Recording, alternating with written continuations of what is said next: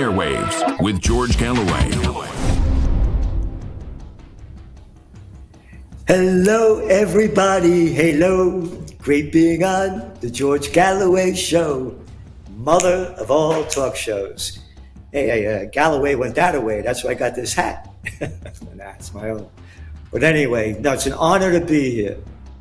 And you got to tune into Moats because the stuff that we're getting from the mainstream media, I call them prostitutes. Media whores that get paid to put out by their corporate pimps and government whoremasters. Gabish. That's all it is. Back in the 1980s, here in the USA, or it's now the United Zionist States of America, there used to be about 50, 60 major companies that controlled 90% of the media. Today, 6 control 90% of the media. And it's a very, very sad situation. So tune in, stay tuned in. I'm the publisher of the Trends Journal. We got a lot to say. I've been at this for 46 years. Never saw a wilder time like this in my life, and not the kind of wild that I like. So we'll be right back. Stay tuned. More to come soon. Curious about our curriculum? Have something to say? Then call us now to join the debate on the Mother of All Talkshows, the only education you can get for free.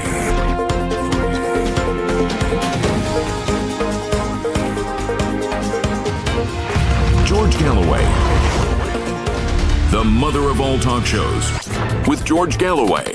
The world is our classroom, and you're welcome to sit in and join the seminar. Hey, great being on, and it's a real honor. I'm so thankful for being on. We got great. I guess you could call it the Italian 2 hours. We got Judge Napolitano coming up. Man, no cat like him in America. There it comes to what used to be called the Constitution and Bill of Rights, and now we got a Bill of No Rights. And Joe Lauria, Consortium News, cat been there, done that here and there, major media. And a great site to go to, Consortium News. And Judge Napolitano has a site, Judging Freedom, has terrific people on it. So it's the Paisano hour, maybe, you know?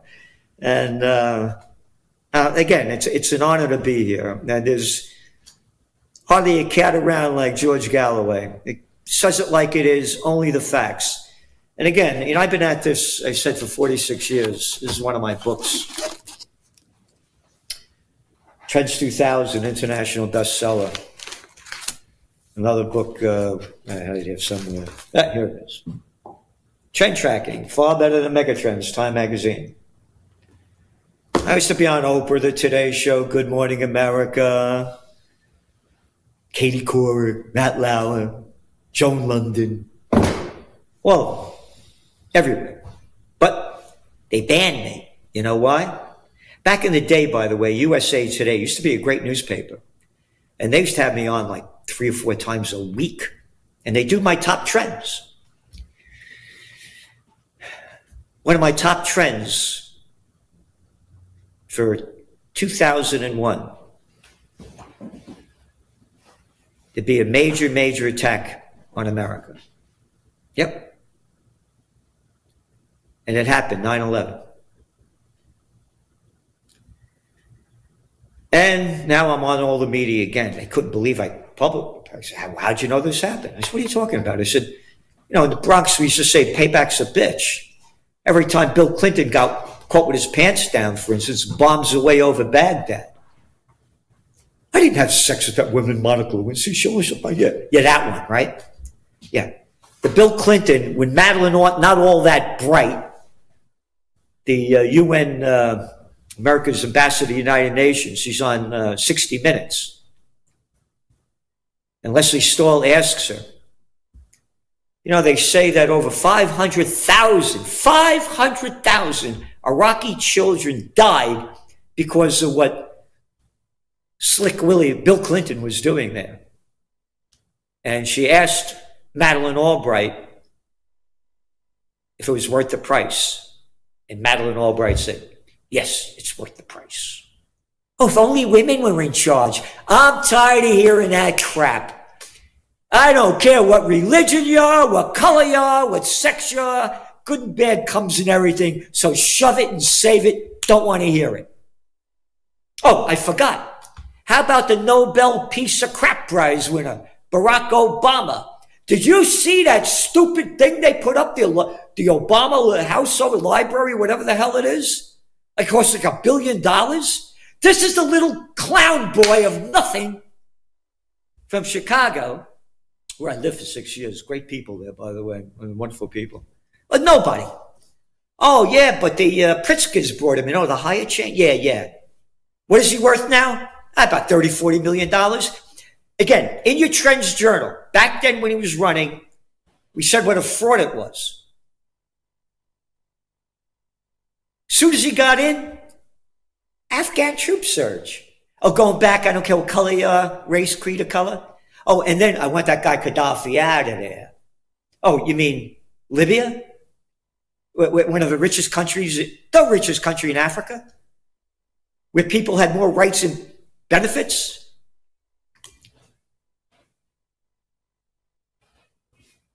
What happened here? I got music coming on. Gerald, just go. Oh, got something happening. Got some music blasting here. Don't touch your ear. I got this music on. I don't know where the hell it's coming from. All right.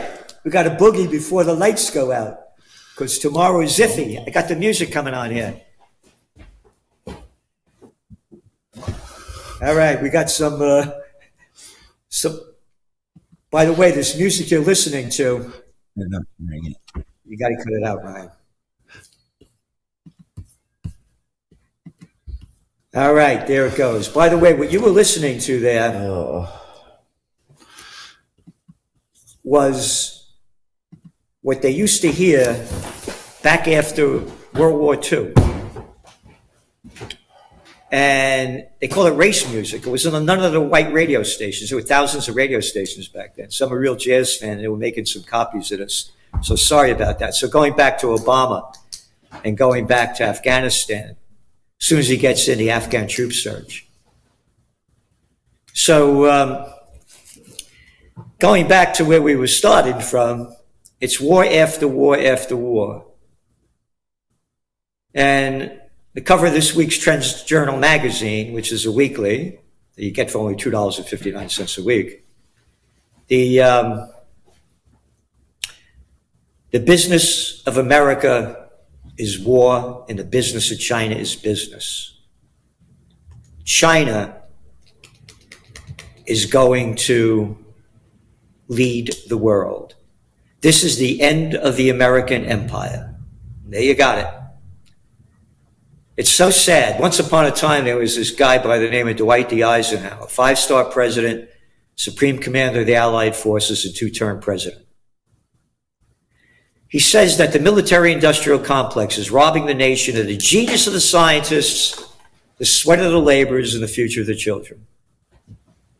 So going back to the mainstream media and why you got to stay tuned to Mother of All Talkshows, I used to be on everybody. So then again, oh, by the way, I said Slick Willie, right? There's a T-shirt I did when he ran for office back in 1992. Beware of Slick Willie. And Madeleine Albright says the price was worth it. Samantha Power,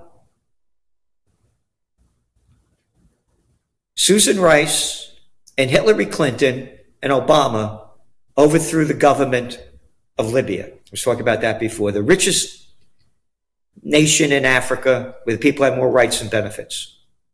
Oh, what happened when Hillary Clinton was asked how she felt after they wiped out, they killed Gaddafi? We came, we saw, he died. All right? That's the freaks running the country near you. It's all over the world. What's your favorite war? The Peloponnesian War? Not the 100 with you. So anyway, now I'm on all the media. And I said, You know, America's not going to win this war because 9/11 happens. And they want to know how I knew about this. I said, because of all of what America's been doing to all over the world.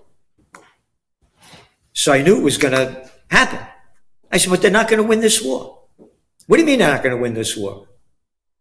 I said, listen, if Alexander the Great couldn't beat them, if the British at the height of the British Empire couldn't beat them, into the Valley of Death rode the 600. And if the Americans hadn't won a war since World War II, what makes you think we're going to beat them? Why, you anti-American? I got blacklisted from everybody. All right? So this is trend forecasting. It's not what you want, what you wish, or what you hope for. It's what is. And as a trend forecaster, and again, it's my business. They don't teach trend forecasting at Harvard, Princeton, Yale, Cambridge, Oxford. They don't know how to do it. What happens at the end of every year? Oh, they don't talk about what's going to happen in the new year. This is what happened last year. They don't know anything about this stuff. So that's what we give you in the Trends Journal. History before it happens. We look at things for the way they are, not the way we want them to be. So, the way things are going now, this Iran war is very serious. My book, Trend Tracking. Far better than Megatrends, Time Magazine. I write how I became a political atheist and started forecasting trends when the Iranian conflict broke out. All right? Here, the Iran crisis. They taught us to hate Iran, just like they taught us to hate the Russians. When I was a kid, they had us hiding under a desk in case an atom bomb went off. Like that was going to make a difference. You're under a desk, an atom bomb goes off. Oh, and then when we got too big to go under the desk, they put us in the hallways in the school and put our hands behind our head. And they said, and if you see a flash, don't look at it. If you see a flash, I'll be dusted in a couple of minutes. Yeah, that's like when they had the COVID stuff. Remember, when you masturbate, don't forget to sanitize your hands.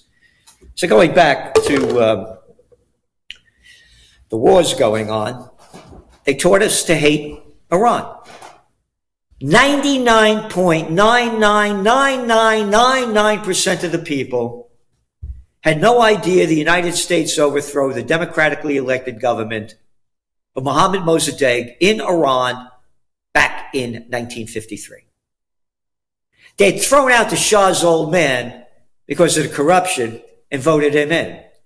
But Mossadegh had the nerve, the gall, to say, hey, you know that oil in Iran? It does not belong to Anglo-Iranian oil, better known today as BP, or Standard Oil, better known today as ExxonMobil. It belongs to the Iranian people. No, it doesn't.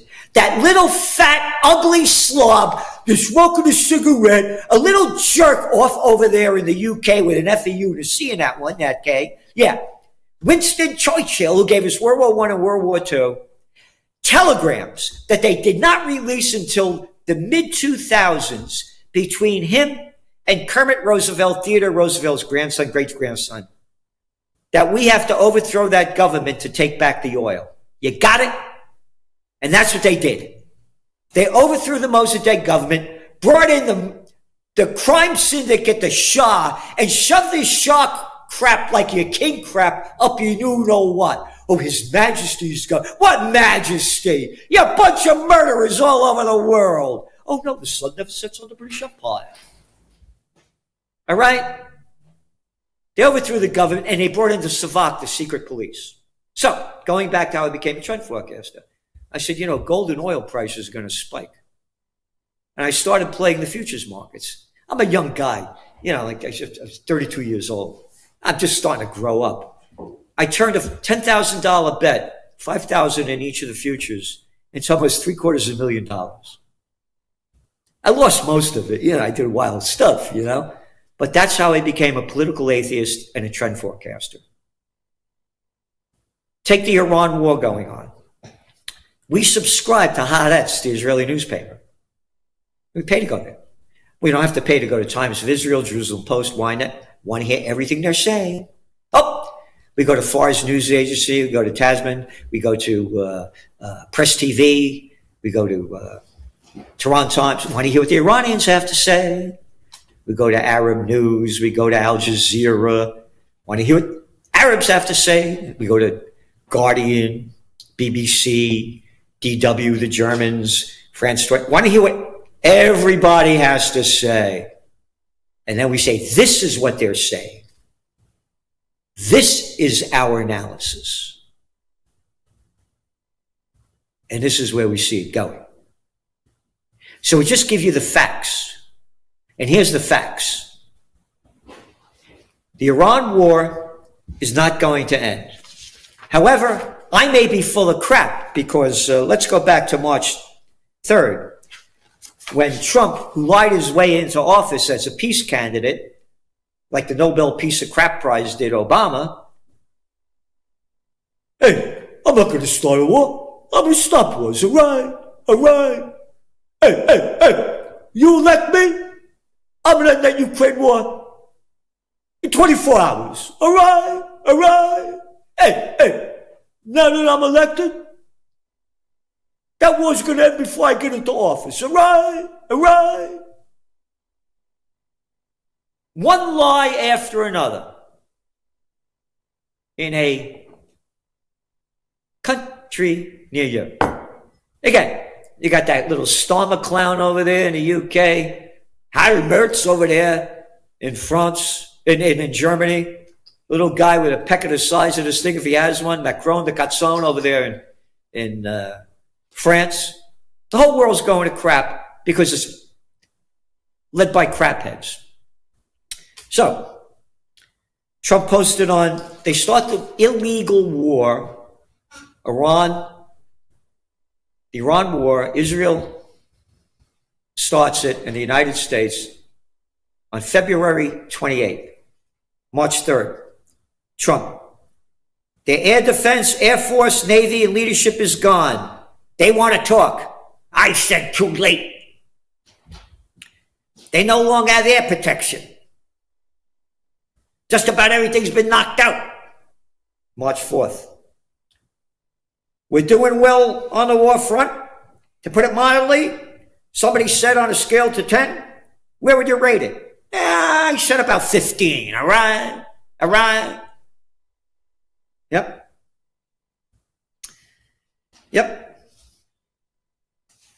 They asked them how long it would take. We project 4 or 5 weeks. 4 or 5 weeks?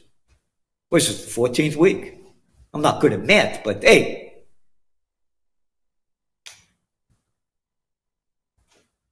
How could he get away with that? How could he get away with that? Yep. Iran, which has been beat to hell, has apologized and surrendered to its Middle East neighbors and promised. Yep. They have it. One lie after another. March 11th, you ready? You never like to say too early you won. We won. In the first hour, it was over.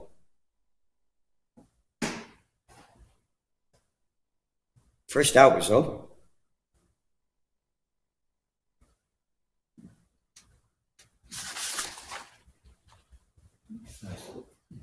So, they're rigging the markets. That's the other thing. They keep lying about peace deal. So oil prices go down and the markets go up. How many times has he said this? How many times? Hey, we got a peace deal, all right? All right. They do it to rig the markets. There's not going to be a peace deal. Israel will continue to bomb Lebanon, keep stealing land in the West Bank and Gaza. And I don't know if they got a lot of dirt on Trump, if Israel does with the Epstein files. But we don't hear about that anymore. And this thing about him being angry with Netanyahu, Israel's running the show. Israel's running the show. Again, look what happened. They had an election a couple of weeks ago in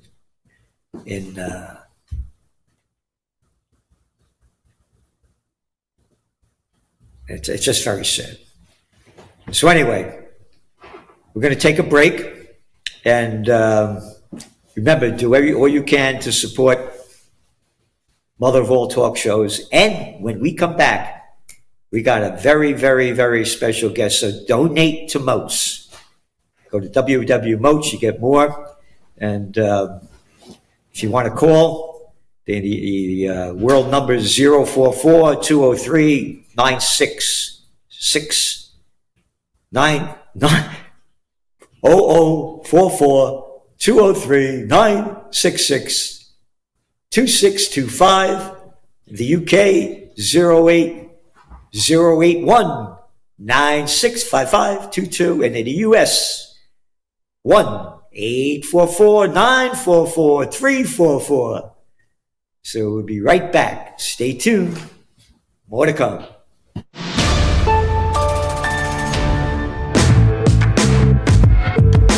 I never like the formulation.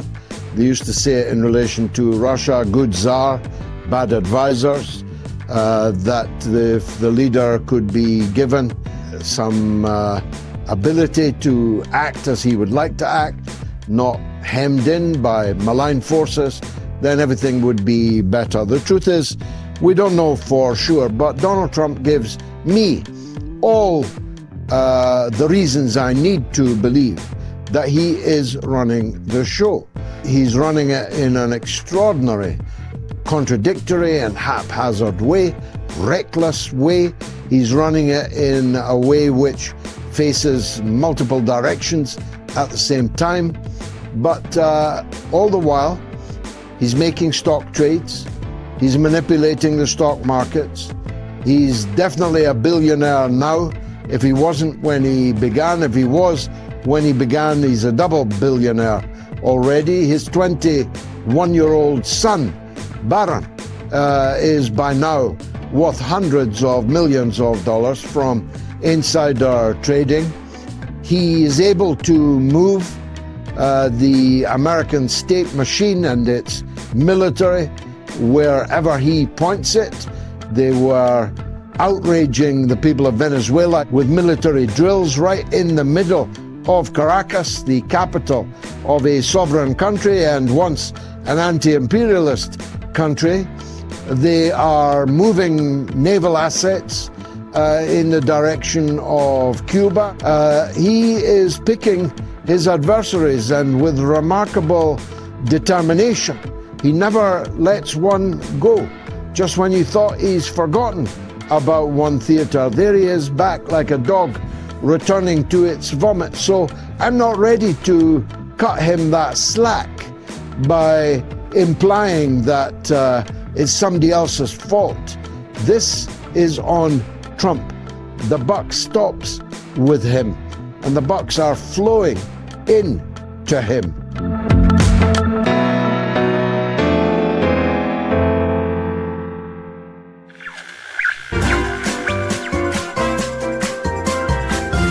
You are listening to the Mother of All Talk Shows with George Galloway.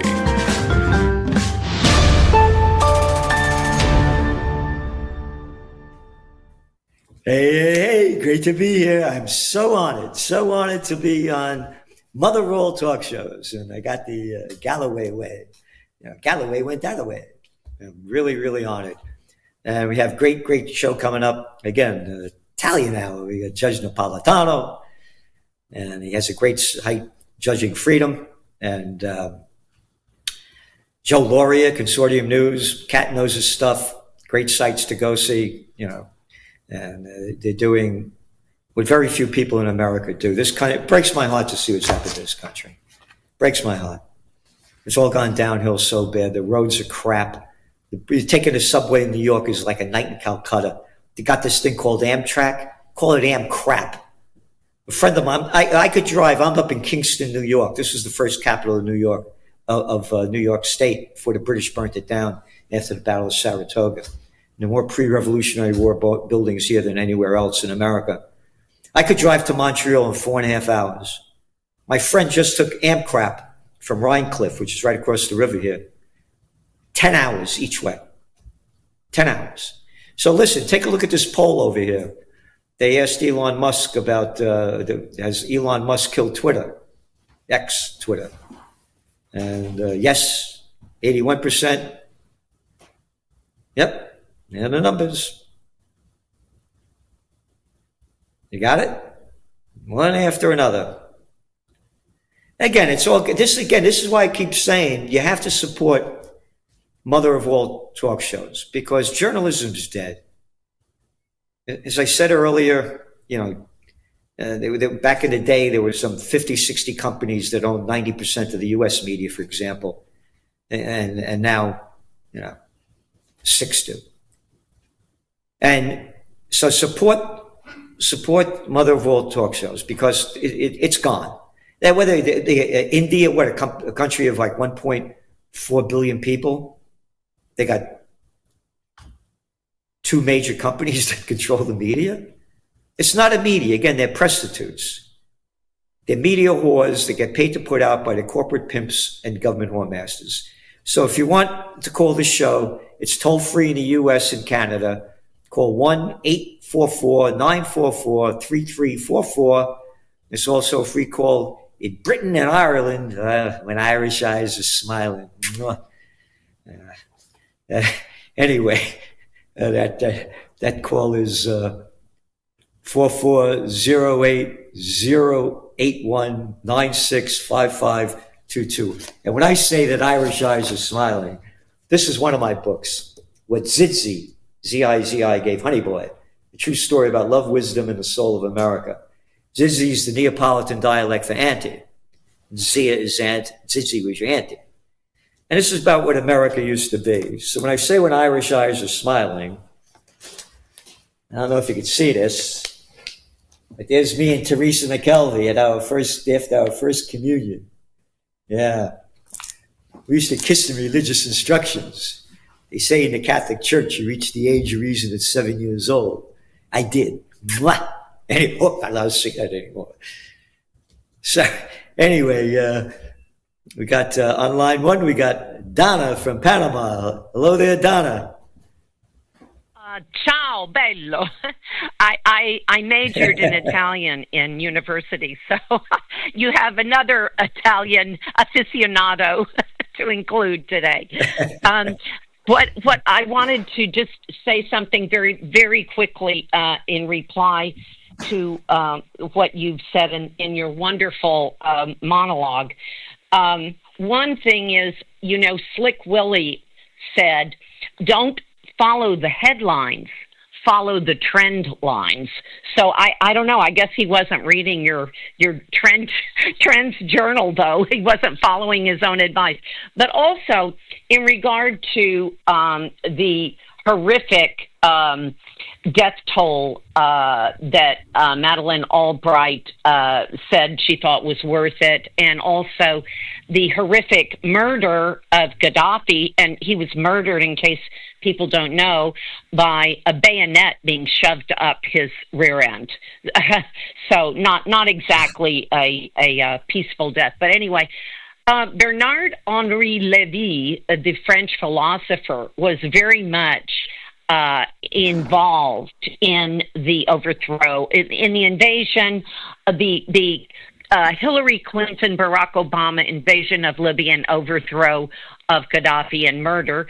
And in regard to Madeleine Albright in the Iraq tragedy, in Diana Johnstone's book, she points out that there are these people, I don't know if you would call them the deep state, but they are highly influential people who tend to be they go back and forth between all the administrations, such as Martin Abramowitz, who she referred to as an éminence grise behind Madeleine Albright, and also Richard Pearl.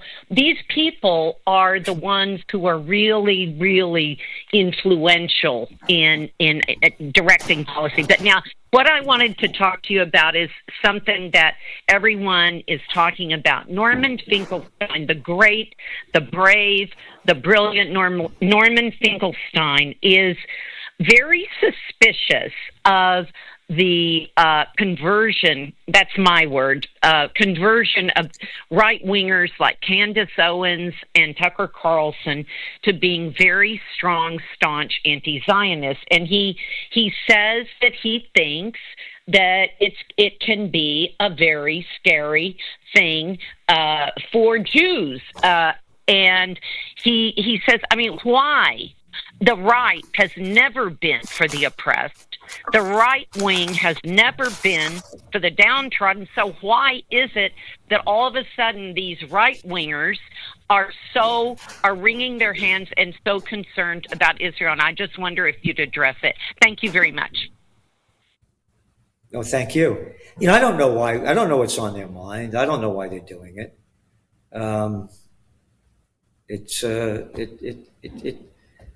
But here's the deal. By the way, I was the assistant to the Secretary of the New York State Senate. I worked on major political campaigns in Westchester County, which was the richest county in America at the time. I have a photograph of me and Ronald Reagan when I put on a brunch for 16 of our board of directors. I've been with presidents, prime ministers, and princes. I've seen the other side. What people call a government is a crime syndicate. And that's what you have running. That's all it is. Everywhere. In every country. Look at the clown show. How could anybody look up to these jerks? Here, think about this, Donna.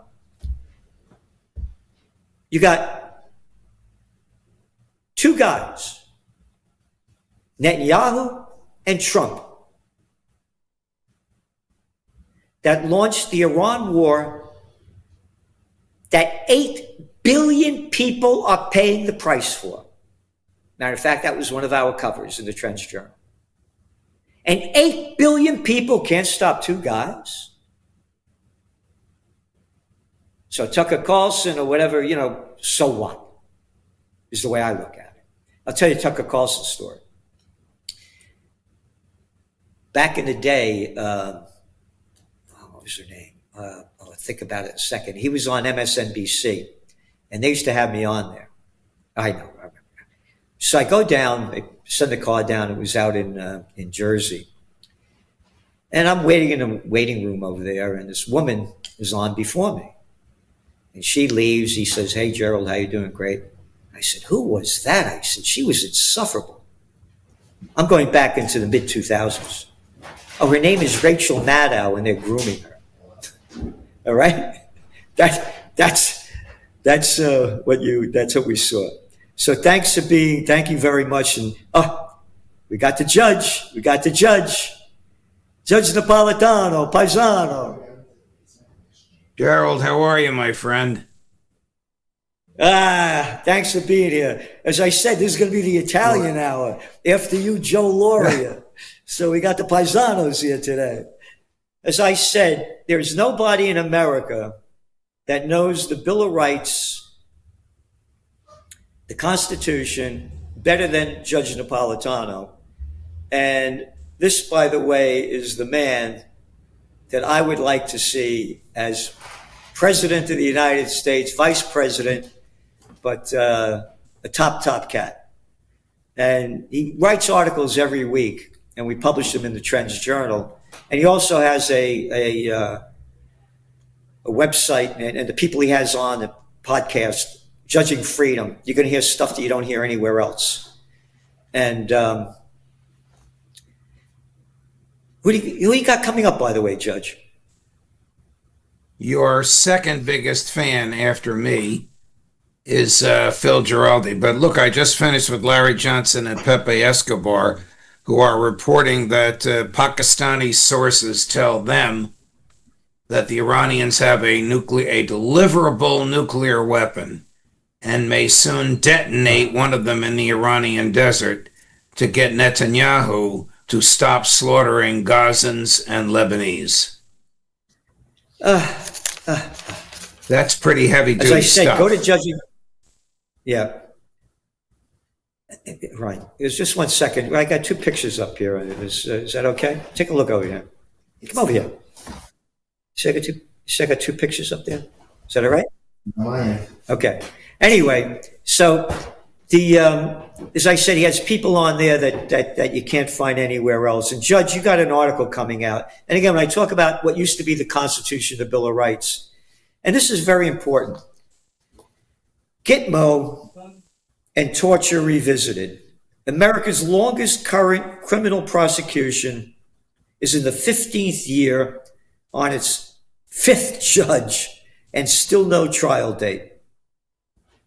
The defendants are Khalid Shaikh, I can't pronounce it properly, Mohammed, and 4 alleged mass murder conspirators.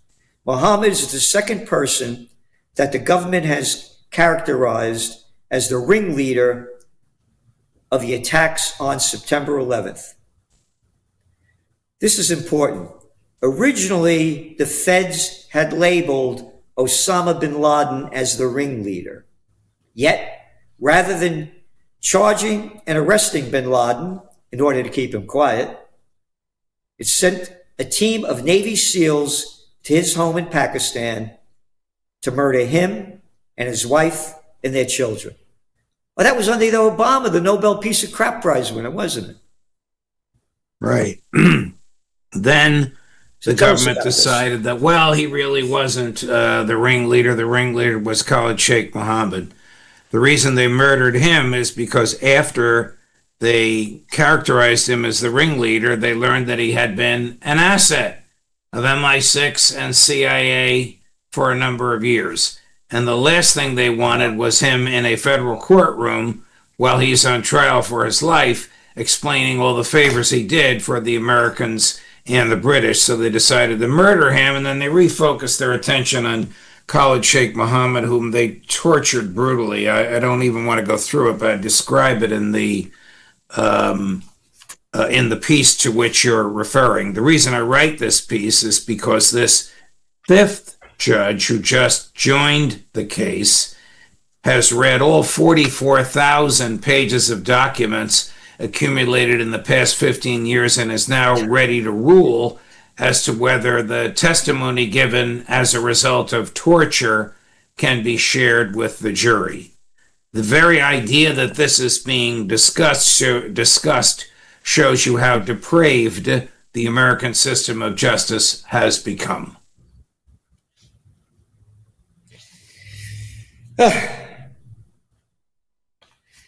So sad what you're saying. Yep. What we have here is a lawless system of brutality. Torture, and all it produces is a profound violation of natural rights, the Constitution's guarantee of due process, as well as federal law. You're talking about what they did. The screen went out over here. Just 1 second. We lost the screen here.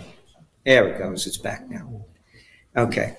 You're talking about what's going on and how they're doing this, but people forget. There's this guy. We're talking about. I'm sorry, I lost my thought for a second. You're talking about what the CIA is doing and the torture. How about ICE? Well, is this an example of that?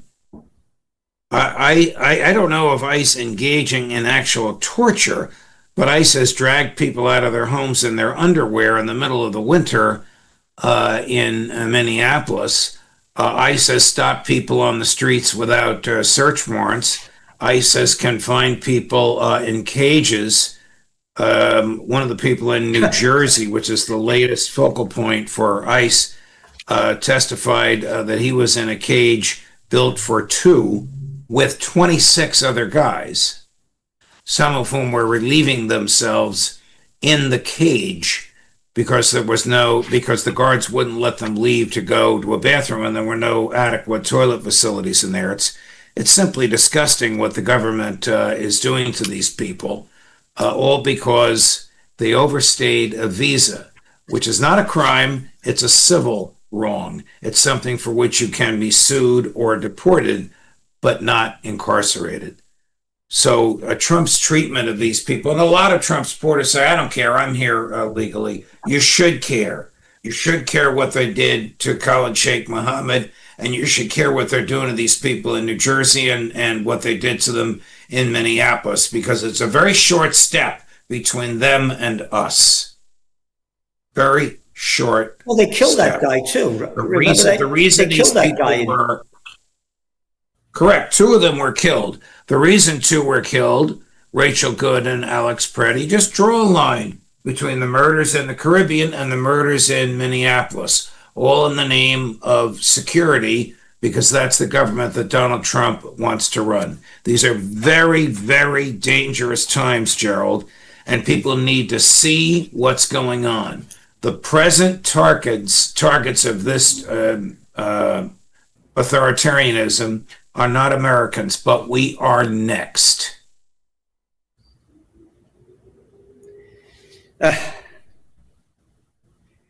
Talk about bin Laden, what's his name? Bin Laden, Osama bin Laden.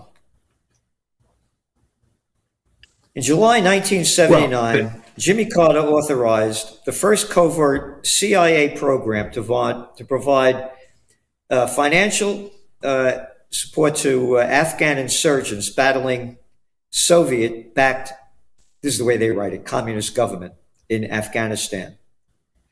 And one of those guys was the Mujahideen leader, Osama bin Laden.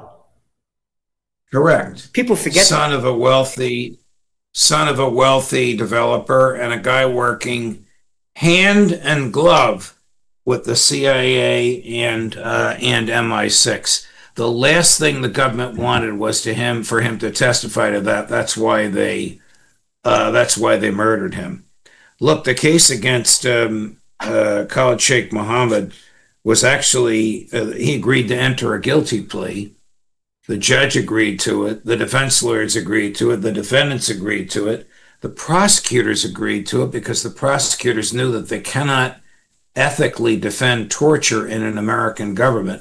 The general in charge of the prosecutions in the Pentagon agreed to it. And then Lloyd Austin, the then Secretary of Defense, fired the general, withdrew the government's approval. The trial judge says, too late, you can't withdraw the approval. They appealed the trial judge to an appellate court. The appellate court said, yes, you can withdraw the approval. Then the judge retired. Then the prosecutors quit. Then a new judge was appointed who had to read 44,000 pages of documents. Then a new prosecution team, the 6th prosecution team, came on the case, all because your favorite senator from South Carolina talked your favorite president, Lindsey Graham, talked Georgie Bush into establishing military tribunals. If these people had been tried in federal court in Lower Manhattan or Shanksville, Pennsylvania, or Washington, D.C., where the attacks took place, the cases would have been over in 2.5 years. Now we're into the 15th year, the 5th judge, the 6th prosecution team, and no trial date in sight. And you're talking about a place called Guantanamo Bay in Cuba? What are we doing over there? We stole the land. And now they want to, and now you're hearing that little clown. Go on. We have a 99-year lease. We have a 99-year lease on Gitmo. You're quite correct when you say we stole the land. Justice O'Connor wrote that in a Supreme Court opinion. The government tried to say, when they didn't want the Constitution to apply, that Gitmo was Cuba. Justice O'Connor said, wait a minute. We have a 99-year lease and you've overstayed the lease. You have effectively stolen the land and turned it into American property. Of course the Constitution applies. And now we got that little clown boy, our Secretary of State, Marco Rubio, saying that we have to get rid of them. They're terrorists. They're terrorists. What threat are they to America? They are no threat to the United States of America. The United States of America has been a threat to them since the Cuban embargo in the early 1960s. That's why they drive Chevrolets, if you can believe this, Gerald, that are older than you and I are. Judge, thank you so much for being on. I'm going to have to run soon.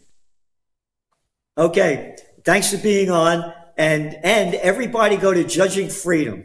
With the people the judge has on, the things that they say, what they know, it's one of a kind. Thanks so much, Judge. See you soon. Pleasure, my dear man. All the best. Okay. Well, there's no cat like the judge, man. When it comes to the Declaration of Independence and the Constitution and all the things that have been robbed from us, the Bill of Rights, he's the man that knows it. And we're going to take a break. And we got Tom from New York coming on. And if you have any questions or answers, call in the U.S. 1-844-944-3344. The U.K. 08081-965522. And the worldwide number 044-203-962625. So call now, call free. We'll be back in a bit. And again, don't forget to support Mother of All Talk Shows because they're supporting you. So donate now. Don't wait till later. We'll be right back.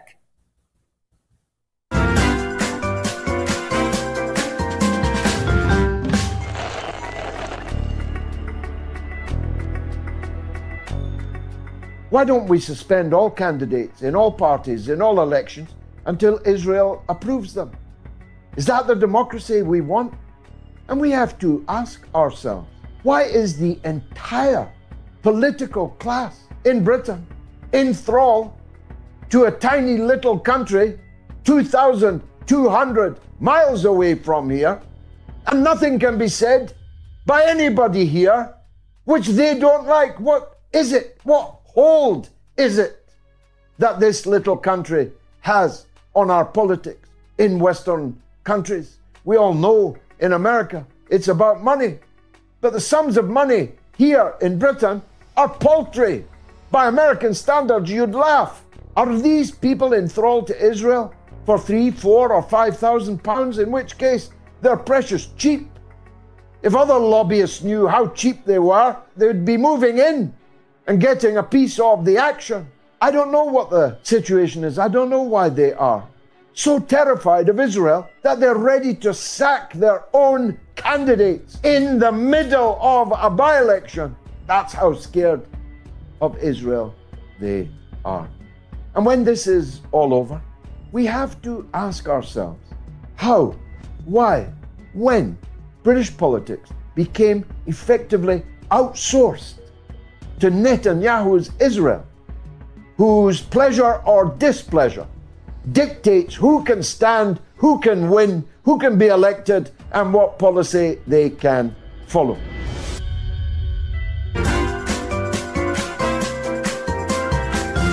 You are listening to the Mother of All Talk Shows with George Galloway.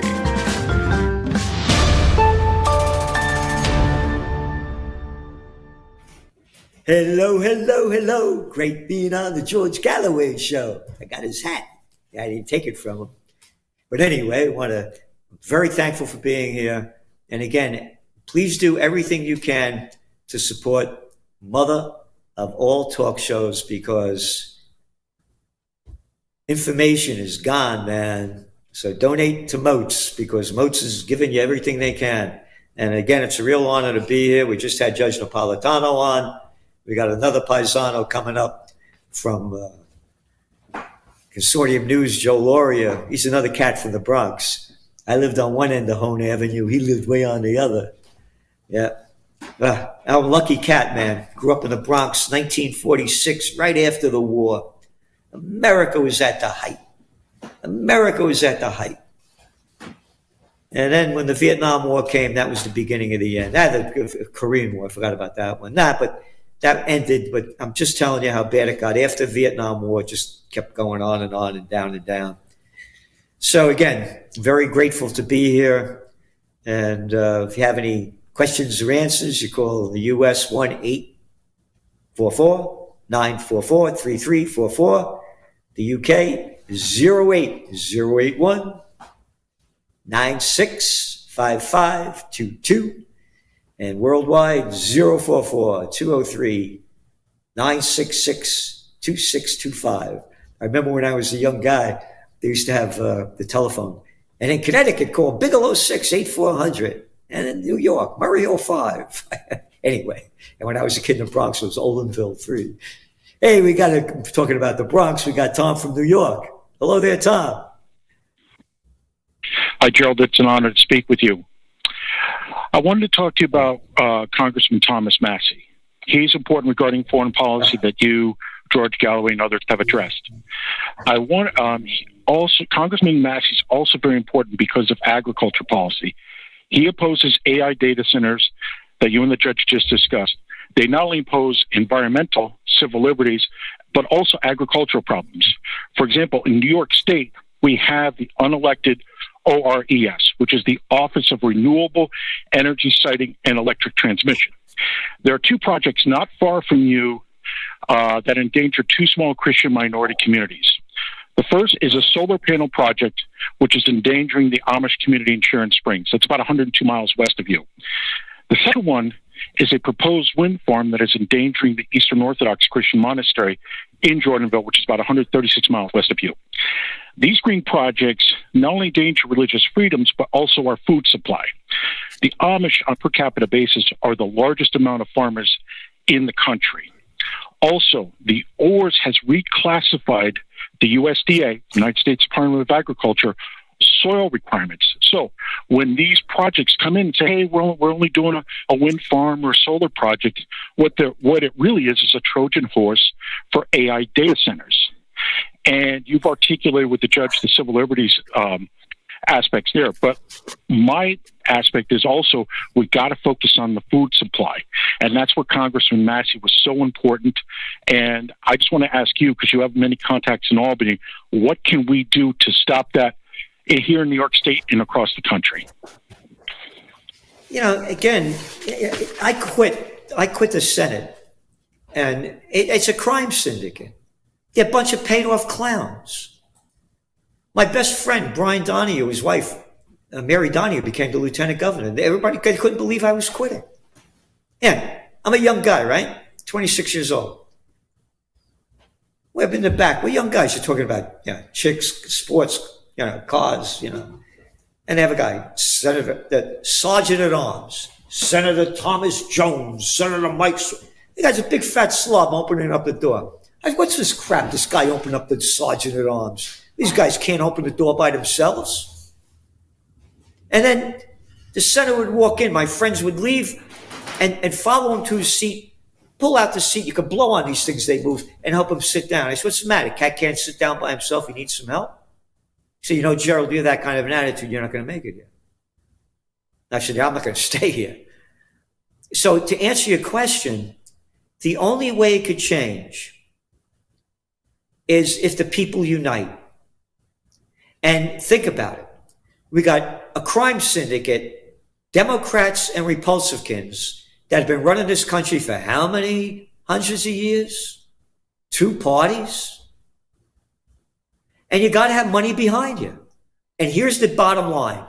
To answer your question of how it could work, again, I'm a trend forecaster. So I say things the way they are, not the way I want them to be. Why did this guy Mondani win in New York?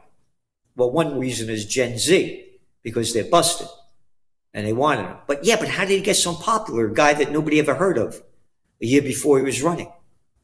Social media. You got it? That's the young people's way. So for this to change, you need a top young social media crew to spread the word to stop it. And again, I'm totally opposed to these wind farms. They kill birds. They make stupid noise. They're junk. Again, Dwight D. Eisenhower. The military-industrial complex is robbing the nation of the genius of the scientists, the sweat of the laborers, and the future of the children. Could you imagine, rather than probably we spent hundreds of trillions of dollars since the end of World War II to enrich the military-industrial complex, could you imagine if this money went into science? Oh, clean energy? Oh, poof. We'd be a whole different world. So to answer your question, Tom, we need young people to make this happen. That's the only way I see it. And again, what Mondani winning New York is something for everybody to look at. Again, not what you like, what you want, what you wish. It's what is. A nobody won. A nobody. And I'm a Bronx cat. And I mean, this guy won. Young people. That's the way I see it happening.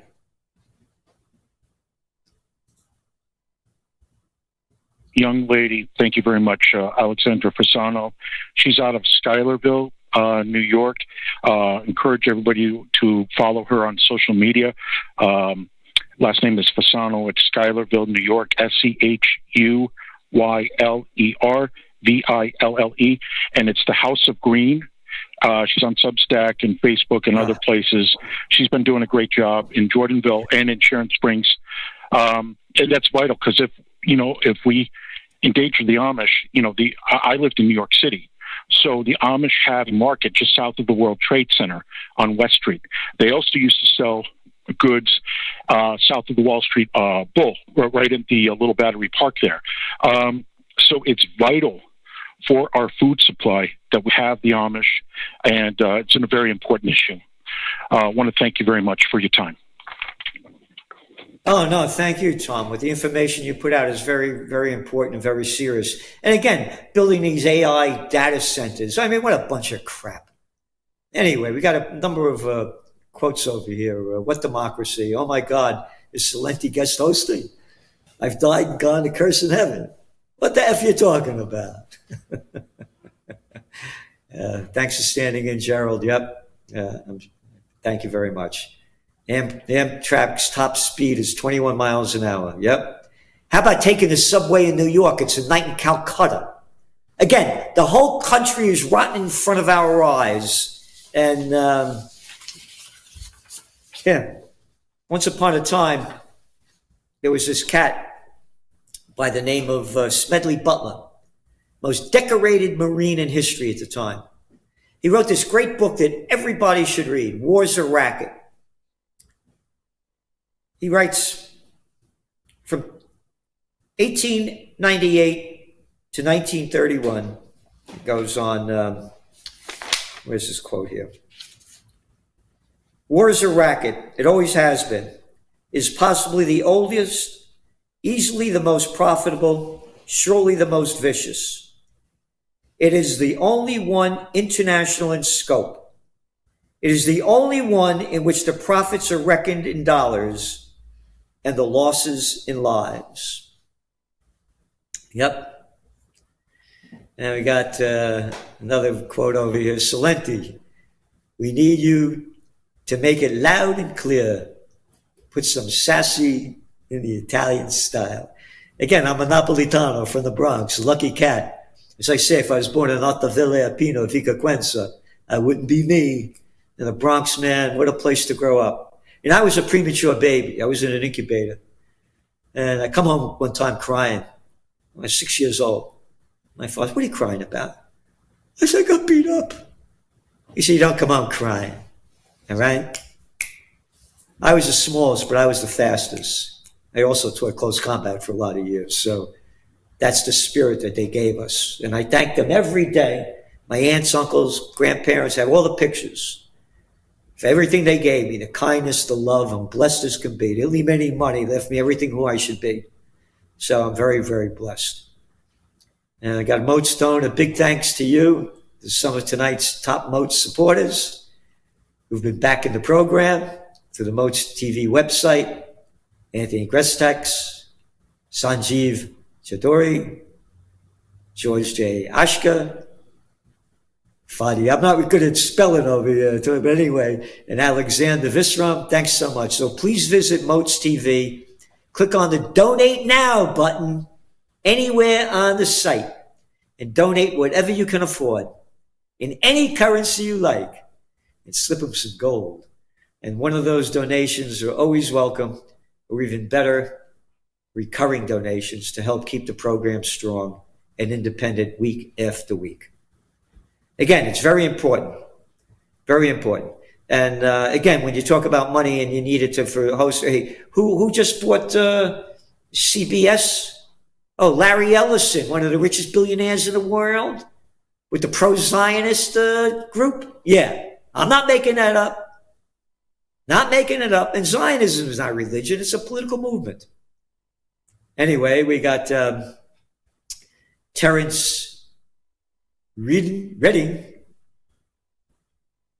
from the UK, with an F, a U, and a C, and a K. Hey, you doing there? I'm very well, thank you, Mr. Celente. Can you hear me? I can hear you. That accent, boy, you sound like a British guy. Behave yourself. I'm a Celt, Irish heritage. Like you're Italian, I'm Irish heritage. And it's nice to hear an Italian made good in America. Coming back to the original point at the beginning of the show, you mentioned the word prostitutes, and it goes across the globe, I'm afraid. When you've got the paper called The Guardian that is now infiltrated America, you've got the ex-Prime Minister Gordon Brown saying Vladimir Putin should be indicted for crimes against human rights and sent to the ICC and the ICJ. Not a mention of Gaza, not a mention of Lebanon, not a mention of Libya. But Putin, he said, deserves to be dragged before the court, and the world needs to wake up. This collective amnesia is quite astounding, but they are the prostitutes. And thank goodness we have access to podcasts like Mr. Galloway's show that I've seen you on here a few times. And as I say, when we were children in school, we were put on the Irish table, the Italian table, the Polish table. The first thing we learned was the swear words in Italian, and I could say them, but I'm not about to, because it takes me back to my childhood. And you couldn't do that in school today, but teachers give you so much information and put you in each other's company and taught you to think. And when you look at the prostitutes, your word, I love it, I've used it enormously since I first heard it. When you look at the word the prostitute, you can see it in the West, the complete West, the so-called democratic West. It's a joke, it's a sham, and it's done, one, to keep killing people in Gaza and Palestine, two, to give this false economy that everything in the garden is rosy, and three, and finally, that Persia has never told a lie in these negotiations, and God bless their honesty and integrity with Yemen for standing by Palestine. What say you, Mr. Celente? No, you're saying it. You said it all. It's the truth. It's all gone. There's no media anymore. Journalism is dead, and it's only getting worse. And that's why, again, you have to do what you can to support Mother of All Talkshows. And by the way, our Trends Journal magazine, trendsjournal.com, we're giving you with nothing in the world like it. And I'm not bragging about it. It's a fact. You know, we tell you what's going on, what our forecasts are, and what you might want to do. We don't tell you what to do. And, you know, when I was a kid and I started repeating what I heard on the TV, my father would look at me and he'd say in Italian, "Papagallo, parrot, stop repeating what everybody else is saying and think for yourself." You got it? That's the way it has to be. But again, people put themselves in a little corner. I'm a Republican, I'm a Democrat, I'm a liberal, I'm a conservative. How about just being open-minded and looking the way they are? So thank you so much for calling, Terrence. We got other people over here. And if you want to call the show, it's toll-free in the U.S., 1 and Canada, 1-844-944-3344. And UK and Ireland, 44-08081-965522. And the world number is 044-203-966-2625. And we got Wayne. the to UK. speak to you.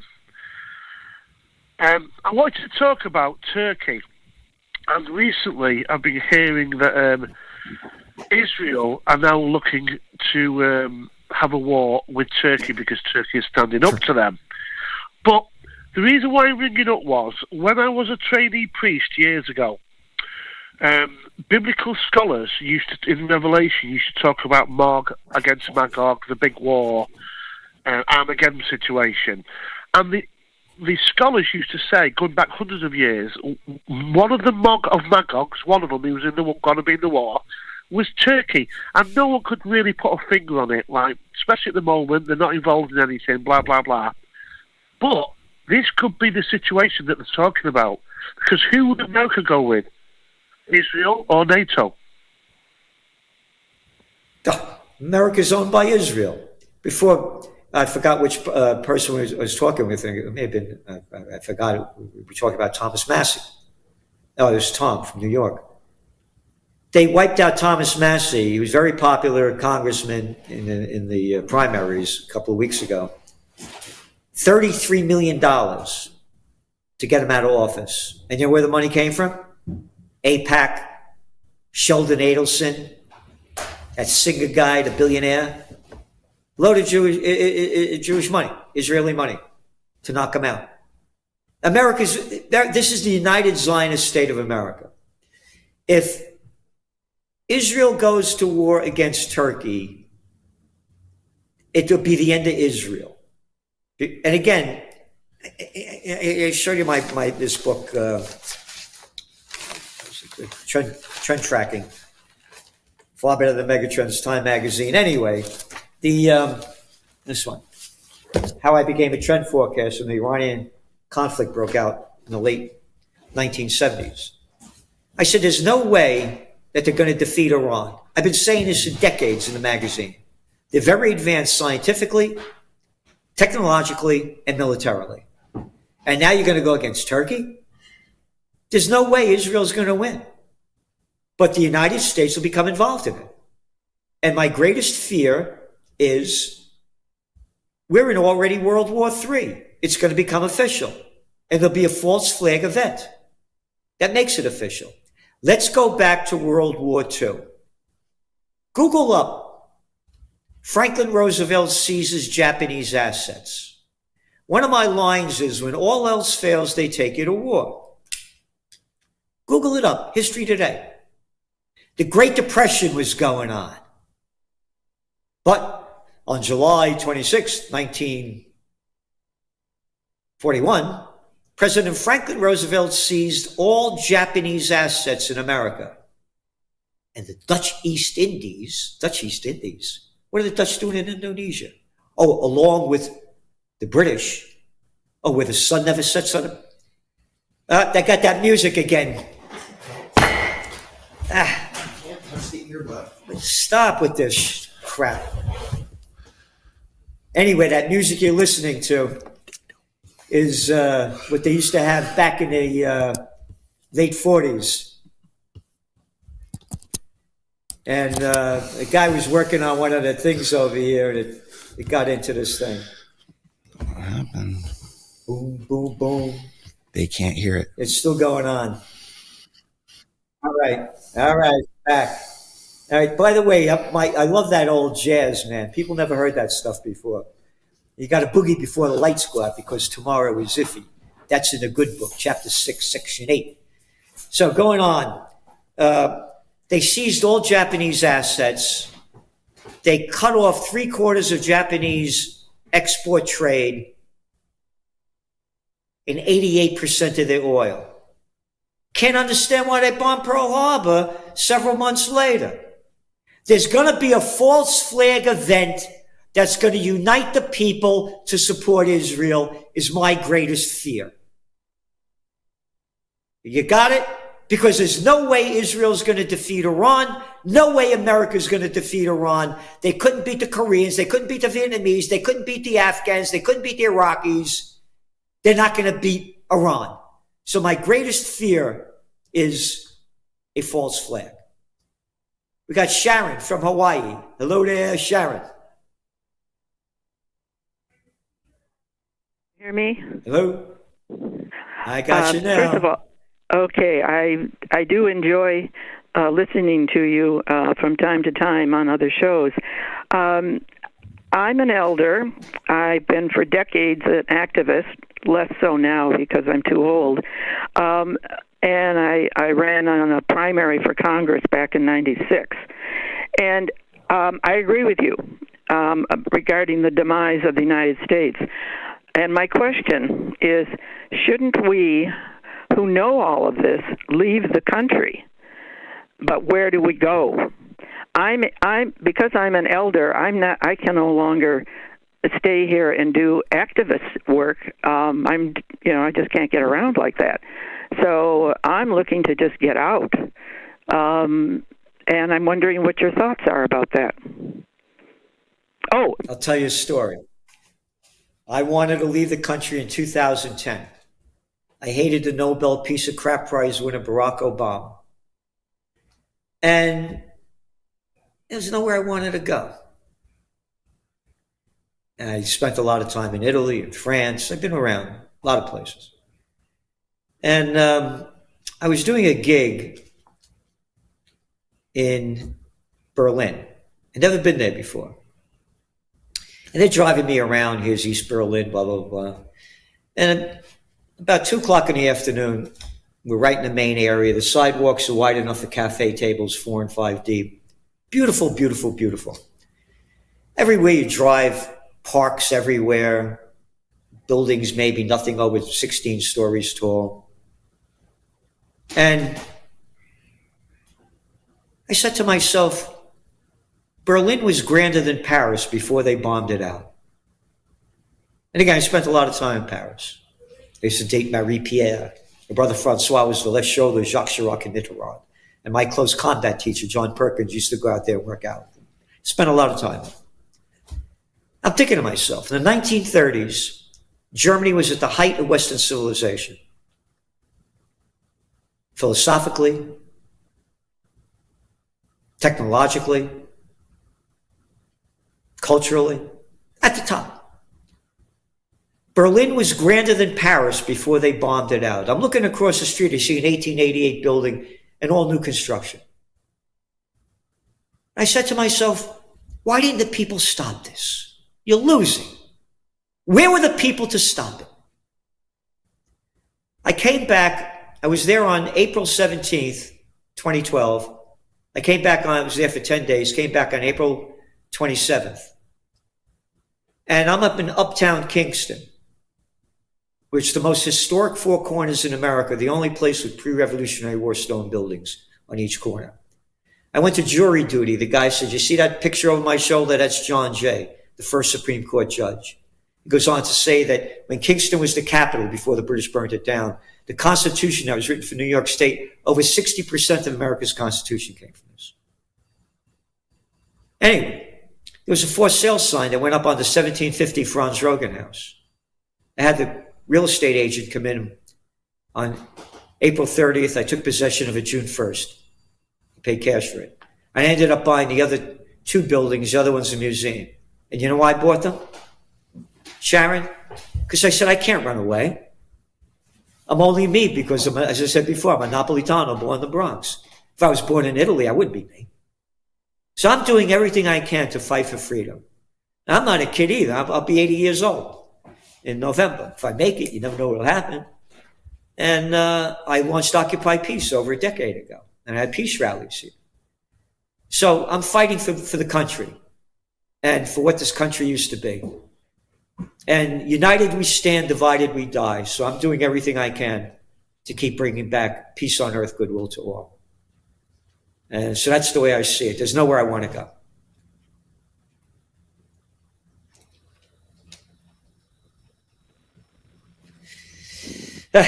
Anyway, so that's the deal. You know, we got Joe Lauria coming up. He's a great cat, man. You got to go to Consortium News. He really knows his stuff. And he's on top of this stuff as well. And I believe he travels the world as well. He's always here and there and everywhere.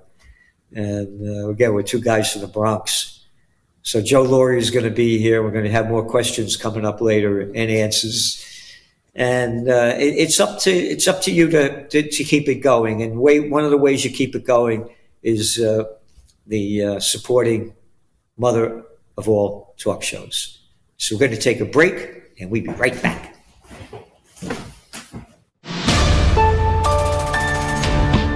Jody is in Oregon on the Iran-Israel-US issue. Hey, George, how would you like to ask an American a bunch of questions regarding how we feel in this country about Israel's control of the U.S. government and what we feel needs to be done to save our country? Yeah, Jody, that's a beautiful call and beautifully expressed.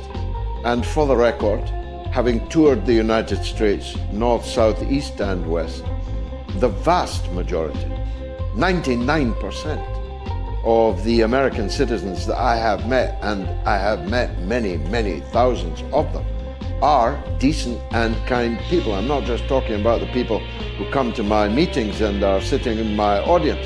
I'm talking about the people who drive your cab. I'm talking about the people who serve your coffee. I'm talking about the ordinary American. I'd say to them, you frequently exalt your founding fathers. Take note of George Washington himself's warning against permanent entanglement. Of all the permanent entanglements you could have chosen, this was the most crazy. So shake yourselves free of it. The state of Israel is not worth the bones of a single Oregon grenadier. It's a kind of madness that American politics is now possessed of, where dozens, if not scores, of American politicians are tweeting, "Pray for Israel." Not one of them issued a prayer for the thousands of American soldiers already in the Middle East and whose lives were put in danger by Israel's attack on Iran. None of them said, "Pray for our boys out there in the Middle East." All of them, like Pavlov's dogs, were expressing their total loyalty, bought and paid for by the Israel lobby in the United States. You are in a situation now, as we are in Britain, where Israel has captured the state, and we have to shake ourselves free of it, unless we want our own state to go down in flames.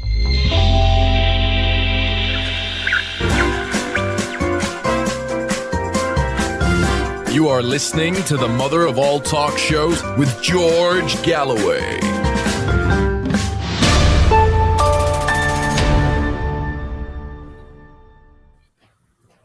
It's the Mother Talk Shows with George Galloway. Galloway went that away. Hey, I'm so honored to be here. Thank you so much for having me.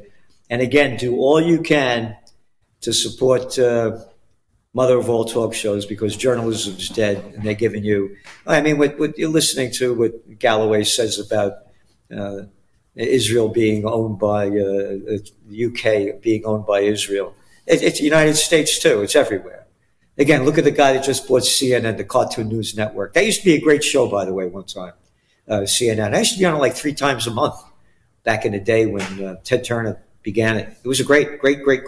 Say anything you wanted. No more. And what just happened, they got rid of the guy from 60 Minutes on CBS. Yep. The Ellison team there. Yep. There was Barry Weiss, calls himself a pro-Zionist. Keep whatever you're pro. Again, as a trend forecaster, it's not what you like, what you want, what you wish, it's what is. And speaking about that, there's a great site that you should really check out called Consortium News. And we're honored to have with us the great paisano, Joe Lauria, Bronx Cat. Joe, how you doing there, Giuseppe? I can't hear you. Mute myself. How are you? How are you, Gerald? Goodbye, paisano. How you doing there? Come stai? I'm okay. I'm fine. I'm speaking to you from Sydney, Australia. You said I'm all over the world, so I'm right now in Sydney, Australia. It's 5:20 in the morning, but I'm really happy to be with you. Yeah. So what's going on, Joe? What's going on? It's just amazing to be trying to understand this world that we're living in right now. Two awful wars going on. And the one in Russia and Ukraine, it looked for the longest time like Russia was winning this war. And they are on the ground. There's no question about that. They have taken almost all of Donbass. There's no way that Ukraine's going to win that land back, not in the short term anyway. And that is part of Russia now. And any talk of Ukraine winning that back or Russia losing that part of the war is false. But there's a second war, and this is a drone war. And we've seen now how Ukraine is producing their own drones. They claim they produced 1 million last year. Who knows if that's true? But they are certainly hitting deeper inside of Russian territory, despite the very developed Russian air defenses, like the S-400, for example, which is top of the class. And what we saw this morning in St. Petersburg with the opening of the Economic Forum, there was fear that Ukraine would try to hit St. Petersburg. And they did, of course, this morning, hitting that oil refinery or depot and hitting a naval ship, apparently.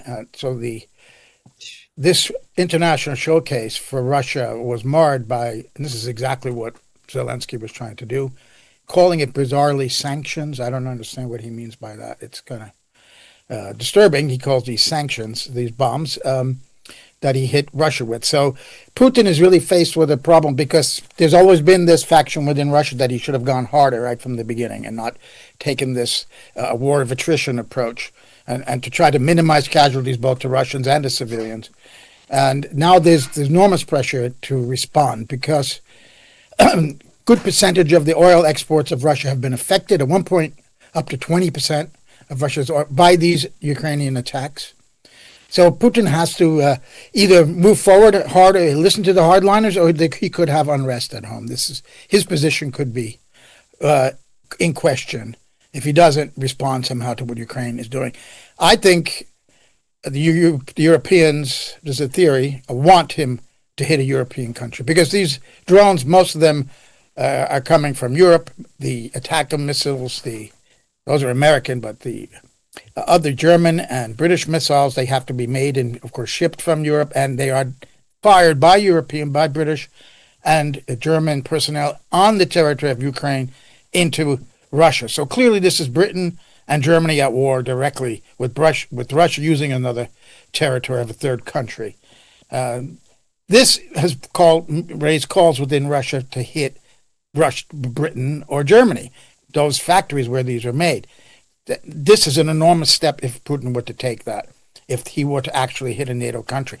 Also Baltics, because these drones from Ukraine apparently are coming from or over the airspace of the Baltics. This is what Russia says, and therefore Baltic countries like Estonia, Latvia, they could become fair game. This is what Putin said at his press conference last week, that they would be legitimate targets if these drones are coming out of the Baltic states. This would be just what he's been trying to avoid, what we all wanted to see avoided, which is a direct NATO-Russia war, which, of course, could lead to the worst consequences possible in terms of warfare.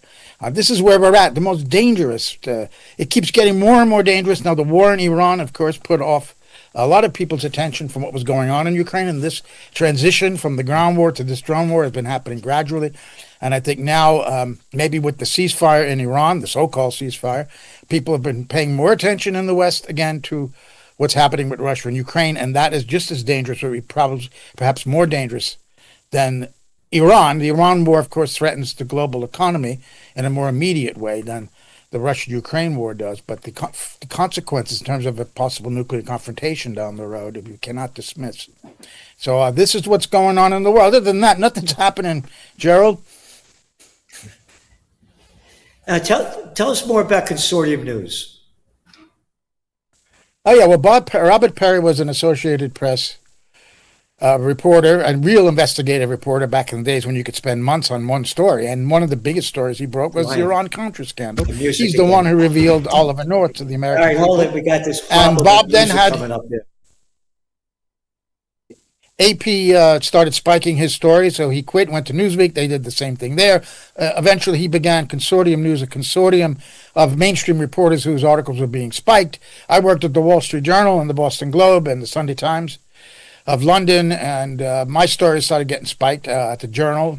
And I contacted Bob Perry, and he began publishing them on Palestine back in 2011. And Bob left us in 2018. I became the editor then. So we are made up of former mainstream reporters, former intelligence officers like Ray McGovern, like Scott Ritter writes for us and appears on our webcast, like John Kiriakou, who's a columnist for us. So we bring a lot of people, knowledge and experience, many, many decades within the establishment, whether that be journalism or intelligence.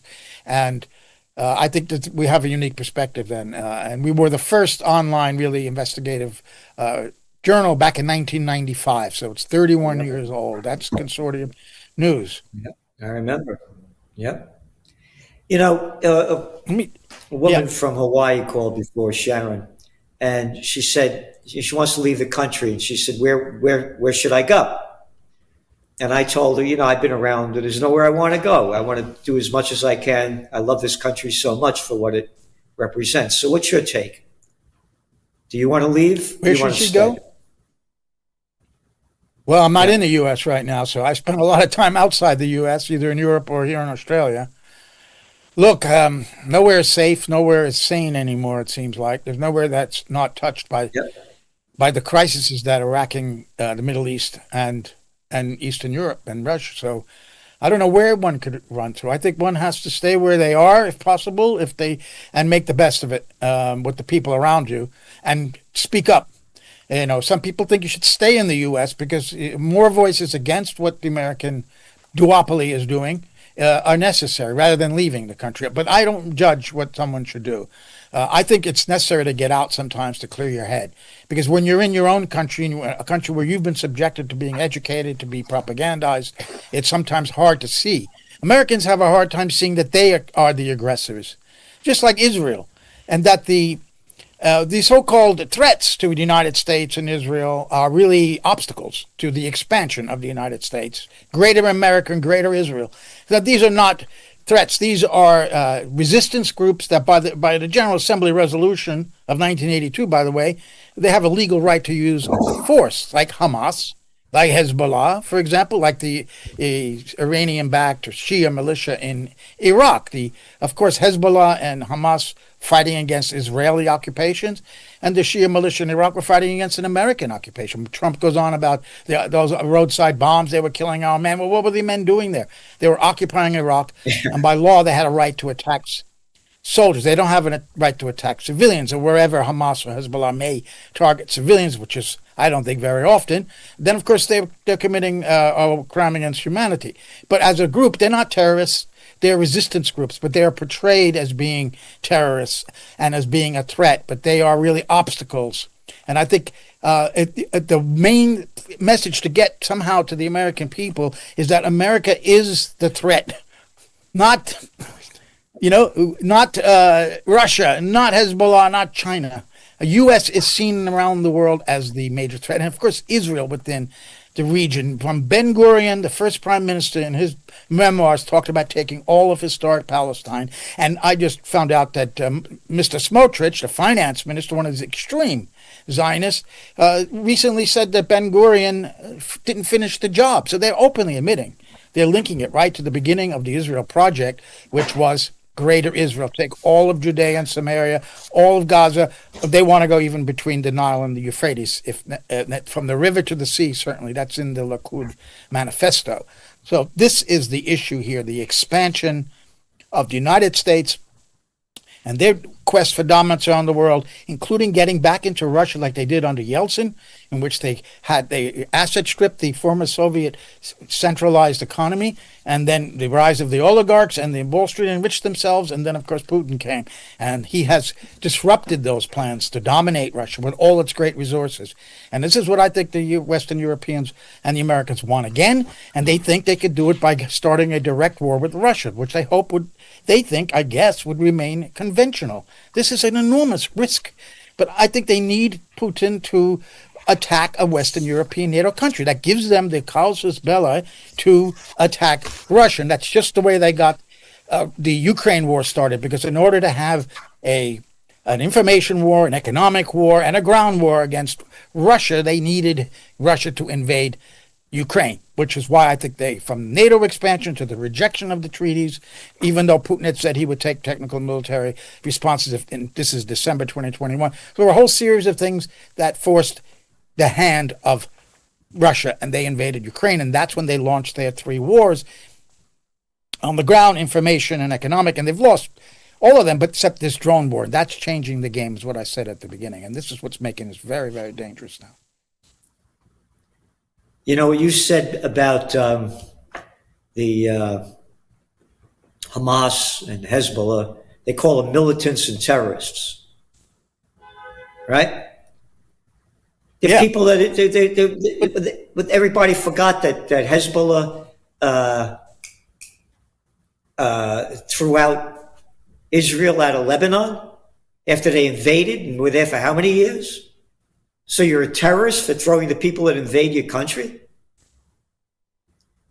I mean, you the can't Nazis make this called the stuff French up. partisans underground. The French underground were terrorists to the Nazis, no doubt. So this is a resistance from a military occupation. Hezbollah didn't even exist until the Israelis invaded and occupied Lebanon. They came about as a way to fight and kick Israel out, which they did eventually. And now Israel's back. So they still can't defeat Hezbollah.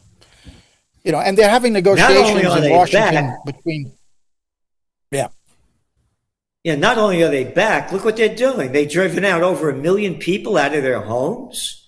So everybody listening, imagine being thrown out of your home because we're the chosen people. We're choosing to throw you out. How would you feel? And they're killing every day. Hey, what are you talking about, Celente? President Trump. I said there's a ceasefire there, all right?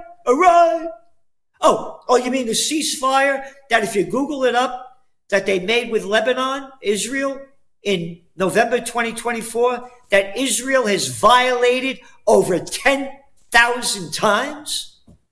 Oh, and that guy Smotrich, that other clown boy over there, what did he say? Yeah. And Ben Gvir, we're going to do what we did over there in Gaza. Yeah. Right. That's right. Yeah, they're going to turn Lebanon into Gaza. Nice. Really nice, Gerald. Yep. These people are out of their minds, but more shameful is that the U.S. government and the European governments have supported this genocide from this beginning, no matter how much their citizens are turning against them. It's an extraordinary thing we've been witnessing. You know, we weren't alive in the 1930s, but I think we're getting this idea, a taste of some of this. How these atrocities could be taking place with the complicity of our own governments, as opposed to democratic governments. It's beyond shocking, Gerald. And what can we do except speak out against it, write about it, and speak out? No, we need a new third party. It's a crime syndicate in place. You go back to the Trends Journal. It was 2 weeks ago, I think it was. The cover of the magazine. 2 warmongers launch a war that 8 billion people are paying the price for, and they do nothing to stop them. 2 guys, Milikowski or Netanyahu, excuse me, and Trump start a war that the whole world is paying for. 2 guys, and 8 billion people can't stop them. You can't make this crap up. That's a stark way to put it, Gerald, but it's absolutely the truth. In fact, member of his own cabinet, they didn't have the guts to tell him to his face that this is BS. what Netanyahu was selling him back in February, mid-February. But then after what they ran to the New York Times, that Rubio said it was BS. The New York Times even published the full word. So they all knew that this was going to be a disaster. There's a new piece this morning in the in the New York Times, which says that it was laid out for Trump that the Straits of Hormuz would be closed, would be a disaster. And he didn't believe his own advisors. So 2 guys have done this, and $8 billion cannot undo it. Well, it's unbelievable. He's got to be. The only way to get rid of. I thought the first term impeachments were a bunch of rubbish and chicken feed, chicken crap stuff. But this time, there's serious charges against Trump, starting with genocide, and Biden as well should be impeached even if he's gone for his support of the genocide. But if he loses both the House and the Senate, we could get him convicted and thrown out. And that's the only reason why I would want Democrats to win, is if that could happen. Then we got to deal with the Democrats. That's the problem next. Yeah, it's just they're Democrats. No, we need another party. I agree with you, Gerald, but that is so hard, the way the system is. Talk to Jill Stein. Jill Stein is on our board of directors, as is Chris Hedges, and as John Pilger was. And Craig Murray is on our board. And you talked to Jill, who was head of the Green Party and ran for president. How hard it is to get on the ballot as a third-party candidate, to get into the debates. That's you want to talk. Well, again, you want to talk to somebody about third party? Talk to Jill. Again, once upon a time, there was this guy by the name of Mussolini. Remember Mussolini? The merger of state and corporate powers is fascism. All right. Not a paisan. Look what they spent to kill, to wipe out. Look what they did to wipe out Massey. $33 million to beat a guy, a congressman. You don't got no money. But here's the deal, Joe. Mondani won in New York because of the young people and social media. That's right. And we're both New Yorkers. That a guy, again, it's not what you like, what you want, what you wish. It's what is. That a young guy from nowhere won the mayor of the biggest city in New York because of social media and young people. To me, that's showing it could happen. But it has to be the young people that know this stuff. Absolutely. That is a note of optimism right there. Whatever you make of Mamdani, if he turns out to be an Obama or an AOC and a fake progressive, I don't know. I think the jury's still out on that. I'm going to give him benefit of the doubt for the time being. But that those young people did stand up to the establishment to beat the New York City real estate establishment, the Jewish lobby in New York. I mean, the power of the most powerful and richest city in the country and one of the most powerful cities in the world. And he's won that. That's very hopeful. And I have to say another thing. Mussolini started fascism because the symbol of the fasces was the symbol of the Roman police, which is on the wall of the House of Representatives, by the way. It's that bundle of sticks with 2 axes coming out. That is the fasces. That's the beginning of the fascist part. So fascism, for me, was a 20th century phenomenon, mid-20th century. And then after the war, it migrated to South America, people like Pinochet. In terms of its paraphernalia, its symbolism, this thing, that's fascism. It's a totalitarian movement, a right-wing one that had to put down left wings on behalf of big capitalists, big capital. That is not exactly what's going on right now, but it's a totalitarian movement, clearly. Stalin was totalitarian, but on the left, against capitalism in its own way. I don't think Trump can succeed. He may have totalitarian tendencies. I don't think there's any doubt that he does. And he may even like some ideas of fascism, but that's an old iteration of this kind of right-wing totalitarianism. And still today we see the court stopping his tariffs. We saw that scheme where he was going to give out $1.8 billion to his friends that he was going to take from the IRS. That was stopped. And yesterday the Department of Treasury said they weren't going to do this anymore. So he's losing a lot of court cases. And even though he got rid of Colbert, and he put somebody there at CBS that is just awful and just fired Scott Pelley from 60 Minutes. But I don't see like Trump shutting down the New York Times. There's still resilience. For a totalitarian system to work, you have to exile your dissidents, imprison them, or kill them. And I don't see that really happening in the United States right now. And I have to say, despite the oligarchs that control both parties, despite the bipartisan warmongering, with the inequality in the system, all the problems, there's still a resistance to one dictator like Hitler or Mussolini. So when people say Trump is fascism is in America. I say it's a 20th century phenomenon. We need maybe a new word for it, but he's not there yet, and I don't think he's going to get there. Not now, but he could be opening the way to someone else. ICE, there's so many ugly things like fascism that you could see, ICE, but not. But I think there's optimism, like you said. Mamdani, the fact that young people are at least have some idea of socialism, where there might be health insurance, national health insurance, like most Western Europe countries, industrialized countries have had. This is something in America they won't have because there's no profit in it. So we're still an unwritten history, obviously. It's not finished, and America may be able to get over Trump. I'm hoping so anyway. All right. Well, thank you so much for being on, Paisano. And everybody, go to Consortium News. The stuff that he's putting out, you see what a wise man he is. You're not going to, very rare to find. So thanks so much, Joe, and hope to see you soon. All the best to you. Appreciate it, Gerald. See you very soon, hopefully up in Kingston. All the best. All right, pal. All right, so thanks so much. We're going to take a break, and your calls are next. And again, please donate all you can, because Moats is doing all they can to give you all they can give you. So we're going to take a break, and then we'll be right back.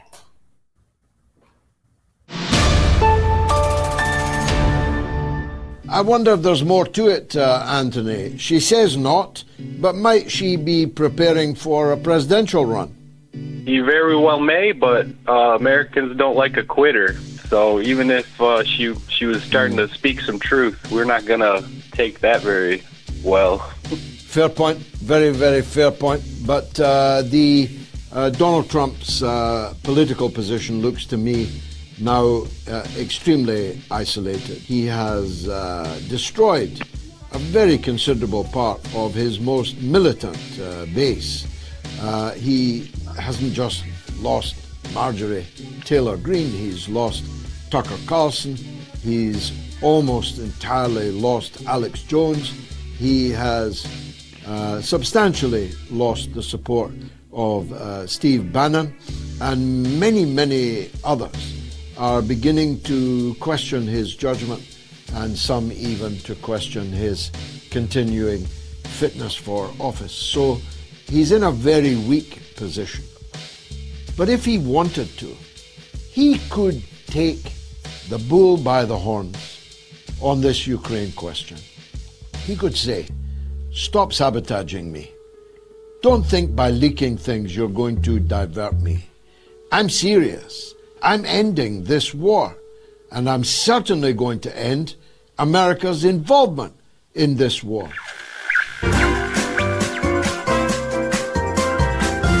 You are listening to the Mother of All Talk Shows with George Galloway.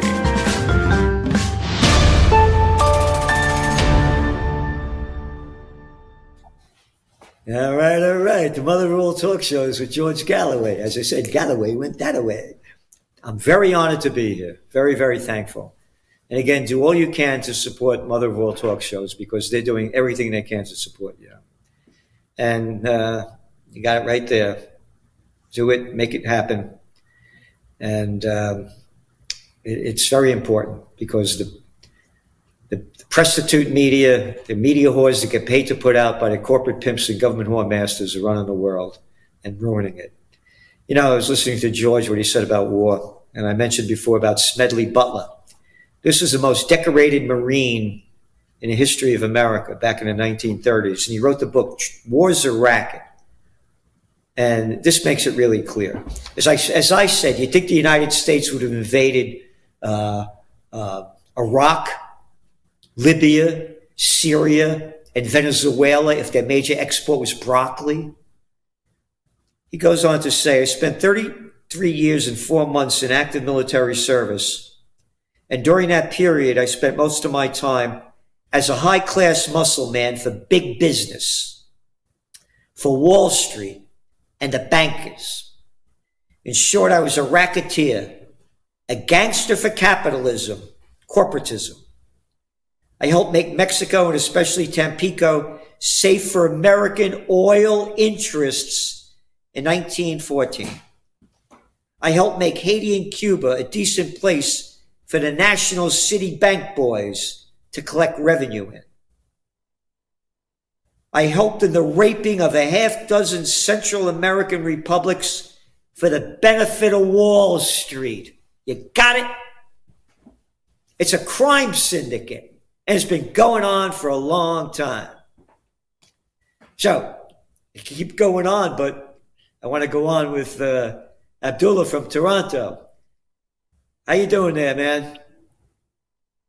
Hey, Gerald. I'm a big fan. Thanks for taking my call. Well, thank you for calling. I just wanted to say, you mentioned your friend was driving up to Montreal and the roads were shit. Is there any update on that? Oh, it's a joke up here. Are you kidding? Poughkeepsie is right south of me over here, and I go to this place called Shadows because I try to get my mind off things. And the Hudson Valley is gorgeous. And I watch the sunset over the Hudson River on the other side. It took me 30 minutes to go over the bridge. They've been doing construction now on it for about 3 or 4 months. If it was China, it would have been done in 2 weeks. Our country's rotting in front of our eyes. How is it up there in Canada? Yeah, it's pretty much the same. Just like you said, it's a racket, right? Like there was a story a couple of weeks ago in Montreal where there was a guy who took it upon himself to just repair all the potholes, and there was a big outcry because the city wasn't fast enough. So it's like you got to see where all the money is going, you know? Yep. When I mentioned before about fascism, it's called the merger of state and corporate powers. The corporations own the world. Again, when I was a young man, there were things called hardware stores, stationery stores, shoe stores, drug stores, fish stores, clothing stores. Now they're all chains.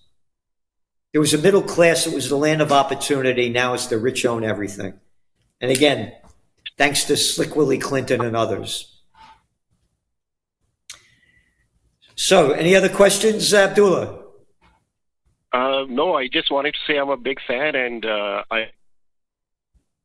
two guys that are just holding everybody hostage as 8 billion people, and they can't do anything about this 2 people, you know? So that's pretty much it. I'm a big fan, and thank you for taking my call.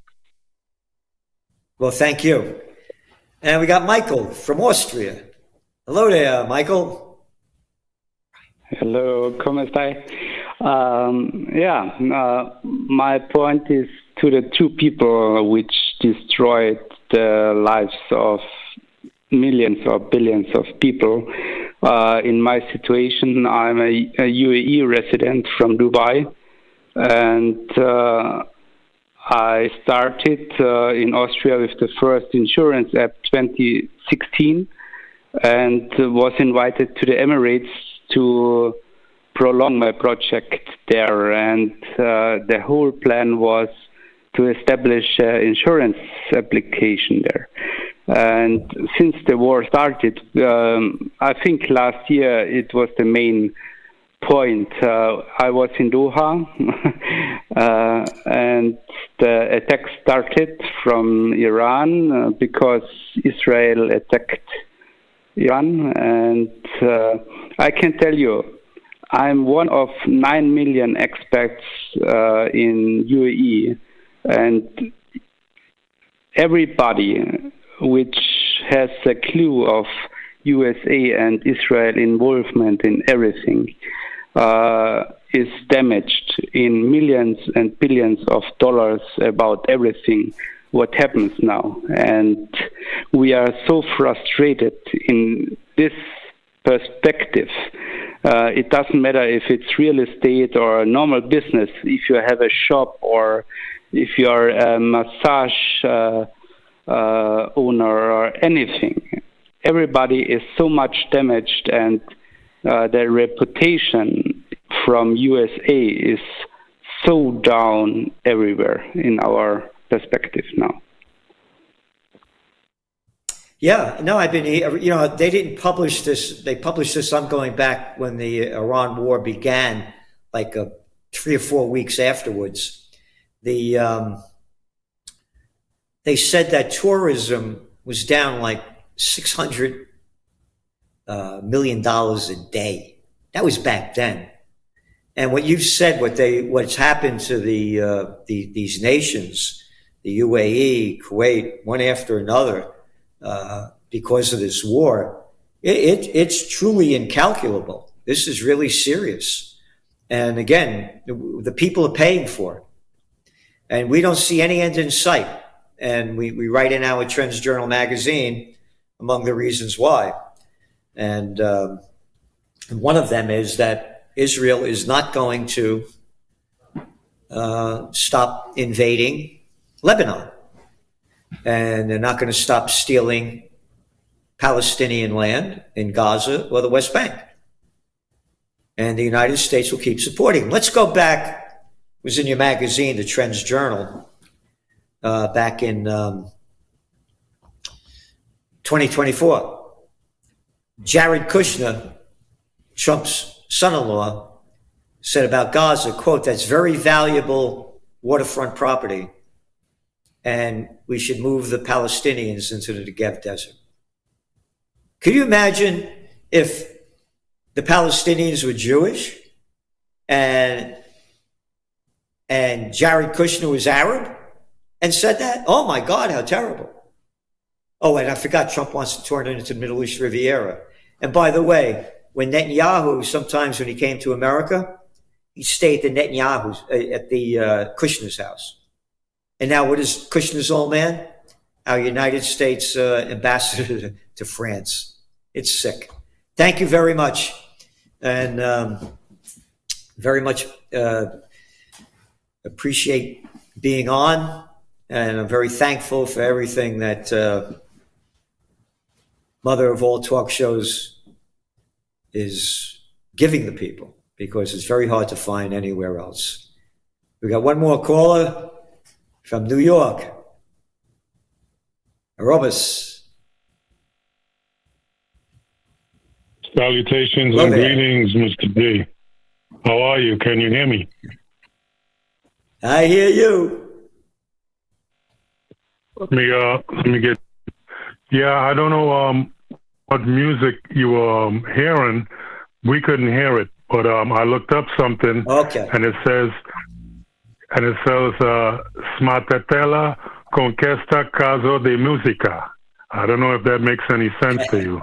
Or, Fangola Malanyam, turn off the music, So we met a few times. You probably won't remember me, but the last time I saw you were at you were contemplating off to the side of Dag Skammerhol Plaza down there by the UN. And prior to that, we met at the first Rage Against the War Machine down there in Washington. You were sort of like in a calm, contemplative before you got up on stage and started to rage at them. I'm glad to see you on here, with the rest of your paisans. Thanks to you, I'm just finding out that Joe Lauria, I used to think he was Puerto Rican all this time. Thanks to you, I'm finding out that he's a Goomba. He's a fellow Goomba of yours, which is great. They don't make them like you guys anymore. The last of the dying breed. And I hope you got another 20 years left in you. I just want to say, I have a perspective about BRICS failing, and I just wanted to bounce it off you, if you would permit it. BRICS doesn't have. They're not like when they have the aligned movement and the non-aligned movement. They don't have a mutual defense pact, right? So anytime they're basically, and I'm not telling you anything you don't know, but they're basically just an economic club, and the SCO, the Shanghai Cooperation Organization, it's like the VIP section of the club, and this whole thing where people can just run up on your ships and just take your ships and take your oil, blow up your refineries. I've said it before on here that say what you want about the Soviet Union, they were not having any of that. And I hope this new Sovintern reimagining of the socialist movement worldwide goes into like a better version of the Soviet Union with like better economics. But that's what we need. And finally, I want to shout out Clan Galloway, Mr. G and his team, and the wonderful Jai, the magnificent, first of her name, the Moat's Queen, the staff there. And I'm glad you're on here, Mr. G. You're the other Mr. G, Gerald Celente, first of his name. Well, thank you very much. Yeah, I'm really honored to be on. By the way, my real last name is Celentano. They changed it, when it came to America, things happened. And Adriano Celentano was the Elvis Presley of Italy, so I don't know if I'm related. But thank you very much, and very important what you said, and for people to listen. We're wrapping up soon, so I just want to make a couple of comments before. Again, what happens with BRICS, I don't know. But the world has had enough of the United States hegemony, and you look at the United States debt level, the real debt level when you put in Social Security and other government debt, they say it's about 120 trillion, not 40 trillion. And now with interest rates way high, they got to pay more dough on this. I think this is the beginning of the death of the dollar. So, and we got a bunch of great comments here. $20 trillion of that $40 trillion deficit has been given to Israel since 1948. Yep. Elon Musk tweeted that Trump was in the Epstein files. You got it. That's my belief as well. And that's why Israel is in charge, because they got a lot of dirt on them. Possibly. I'm not saying that'll happen. Yep. President Maduro and his wife still locked in a dungeon. Yep. Terrible. They got dirt on Trump's son family, who he's more likely to be protecting rather than. So I don't agree with that. I think himself too. This guy, as we say in the Bronx, when you look at these guys, they couldn't get laid in a whole house with a fistful of $10 bills. I mean, look at the guy Gates. What chick would get hot for him? Oh, we had this guy across the river over here in Bard College, Botstein. Oh, he left. You look at these guys. Maron, They're sort of paying. This Epstein thing is really big. And remember, Trump said he was going to release the stuff. That was what, in 2025? By December 2025, it hasn't been released. So very, very, very honored to be here and very thankful. And again, go to trendsjournal.com if you want to read history before it happens, because we have a lot to say. And I'm talking about the Iran war. And this is part of our trend forecast in this week's edition. We maintain our trend forecast that the Iran war will not end. And in fact, it will escalate. Why? Because the United States and Israel will not agree to a number of Iranian demands, such as Israel stop bombing Lebanon and to stop stealing Lebanese, Gaza, and West Bank land. And the U.S. will not return the money it has seized from Tehran. According to Press TV, quote, for 47 years, the United States has held billions of dollars of legitimate Iranian wealth, oil revenues, central bank reserves, and commercial assets, seized through illegitimate executive orders and maintained through political pressure, which they say is about $100 billion. Also, Iran will not give the U.S. its enriched uranium. The U.S. will not lift most sanctions imposed on Iran. And the U.S. will not pay for the damage that resulted from the U.S. and Israeli bombing of Iran.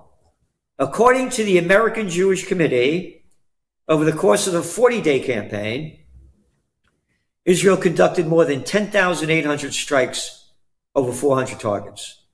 The Israeli Air Force dropped 18,000 bombs that we, the plantation workers of Slavelandia, paid for.